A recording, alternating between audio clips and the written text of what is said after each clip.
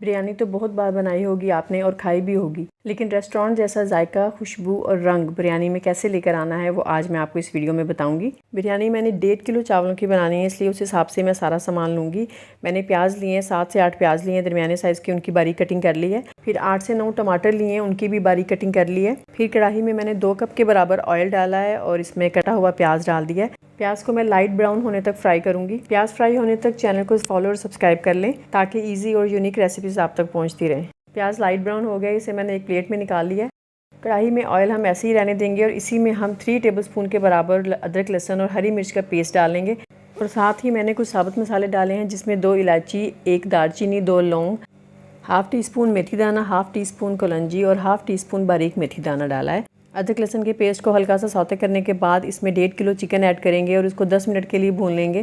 اس وقت چکن کو بھونتے وقت میں نے 1 ٹیبل سپون کٹا ہوا سوکھا دھنیا اور 1 ٹیبل سپون ثابت زیرہ بھی ایڈ کر دیا تھا۔ 10 منٹ کے بعد خشک مسالے جس میں 3 ٹیبل سپون بریانی مسالہ، 1 ٹیبل سپون کسوری میتھی، 1 ٹیبل سپون ہلدی، 2 ٹیبل سپون دڑا مرچ، 3 ٹیبل سپون نمک دہی میں ڈال کر مکس کریں گے اور چکن میں ڈالنے کے بعد 10 منٹ تک دوبارہ اس کو بھونیں گے۔ پیاز اور ٹماٹر ڈالنے سے پہلے یہ سب چیزیں ڈال کر چکن کو بھوننے کا مقصد یہ ہے کہ اس میں اندر تک سارا فلیور چلا جاتا ہے اور چکن بہت اچھے سے سافٹ ہو جاتا ہے۔ اور اس دوران بھوننے کے دوران آپ نے کڑاہی پہ ڈھکن بالکل بھی نہیں دینا۔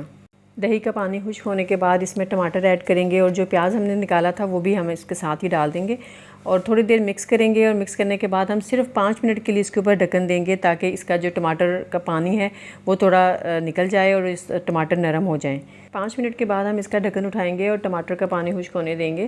یہ دیکھیں آپ، ٹماٹر کا پانی کتنا زیادہ ہے، اس لیے ہمیں پانی بالکل بھی ایڈ نہیں کرنا۔ ساتھ ہی ساتھ دوسرے چولہے پہ چاول بوائل کر لیتے ہیں۔ زیادہ سا پانی لیں گے، اس میں ہم پودینے کے پتے، ثابت زیرہ اور بادیان کا پھول ڈال دیں گے۔ 1 ٹیبل سپون نمک بھی ڈالیں گے اور ان کو 80% تک بوائل کر لیں گے۔ اور یہ دیکھیں زبردست سا بریانی کا مسالہ ریڈی ہو گیا ہے۔ کلر اور خوشبو اتنی زبردست آ رہی تھی کہ میں آپ کو کیا بتاؤں۔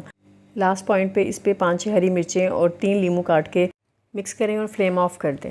لاسٹ میں آتا ہے سب سے مزے کا کام، جو کہ ہے تہ لگانا، اور اس کے لیے اس کی گارنشنگ کے لیے میں نے کچھ سامان تیار کیا تھا جس میں ہے براؤن پیاز، انڈے ہیں اور پودینہ اور دھنیا باریک کٹا ہوا، اور کلر لیا تھا یلو جو میں نے اس کو پانی میں مکس کر دیا تھا۔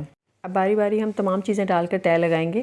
انڈا اور پیاز تو ہم تہ کے ساتھ ساتھ ہی لگاتے جائیں گے، لیکن ہرا دھنیا اور پودینہ اور جو کلر ہے وہ ہم اینڈ پہ ڈالیں گے۔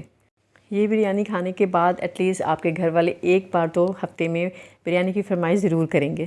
اچھا جی، تہ لگانے کے بعد اس کو ہم کور کر دیں گے 5 منٹ کے لیے میڈیم فلیم پہ، اور اس کے بعد ڈش میں سرو کریں گے۔ یہ دیکھیں ماشاءاللہ زبردست خوشبو، رنگ اور ذائقے کے ساتھ بریانی تیار ہوئی ہے۔